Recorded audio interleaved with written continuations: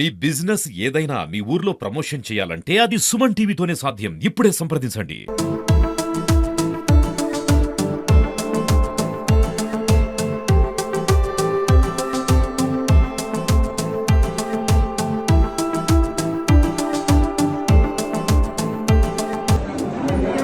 Doctor చూస్తారులేగో doctor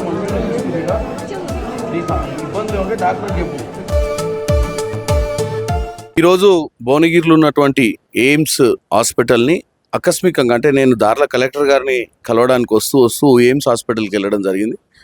AIIMS హాస్పిటల్లో కూడా రోజువారు వచ్చే పేషెంట్స్ అందరితోటి ఇండివిజువల్గా మాట్లాడి వాళ్ళకి ఎటువంటి సదుపాయాలు జరుగుతున్నాయి, వాళ్ళు ఎన్ని గంటల సమయం పడుతుంది, రోజుకి ఎంతమంది అవుట్ పేషెంట్స్ వస్తున్నారు, ఎంతమంది ఇన్ పేషెంట్స్ ఉన్నారు, ఏమేమి ఫెసిలిటీస్ ఉన్నాయి అని అన్నీ చూసిన తర్వాత డైరెక్టర్ భాటియా గారితో కూడా కూర్చొని వాస్తవంగా రిక్రూట్మెంట్ ఏమవుతుంది, ప్రతి సంవత్సరం వాళ్ళకి అసలు టోటల్గా ఏ కేటగిరీలో ఎంత ఎంప్లాయ్మెంట్ ఉంది, ఇప్పటి మట్టుకు ఏమైనా వేకెన్సీస్ ఉన్నాయా, ఎందుకంటే బయట చాలామంది వేకెన్సీస్ భర్తీ అవుతున్నాయి, లోకల్ వాళ్ళకి ఎంప్లాయ్మెంట్ ఇస్తలేరు అన్న విషయాల మీద చర్చ జరిగింది. వాళ్ళు టోటల్ ట్రాన్స్పరెంట్గా ఈ సంవత్సరం ఎంతమందిని తీసుకుర్రు, ఏ విలేజెస్ నుంచి చుట్టుపక్కల ప్రాంతాలలో especially house keeping jobs, security jobs, ఈ కింది స్థాయిలో ఉన్నటువంటి ఏదైనా టెక్నికల్గా అవసరం లేనటువంటి ఉద్యోగాల గురించి మాట్లాడడం జరిగింది. ఎందుకంటే ఈ భువనగిరి ప్రాంతానికి చెందిన వాళ్ళకి ఎక్కువ ఇంపార్టెన్స్ ఇవ్వాలని, పేషెంట్స్ కూడా గర్భిణీ మహిళలందరినీ కూడా ట్రీట్మెంట్ ఇవ్వాలని, గర్భిణీ మహిళ ఎట్టి పరిస్థితుల్లో కూడా ఎంతమంది వచ్చినా కానీ ఫస్ట్ ప్రయారిటీ వాళ్ళకి ఇచ్చి వాళ్ళకు ఉన్నటువంటి ఫెసిలిటీని ఇంప్రూవ్ చేయమని చెప్పిన.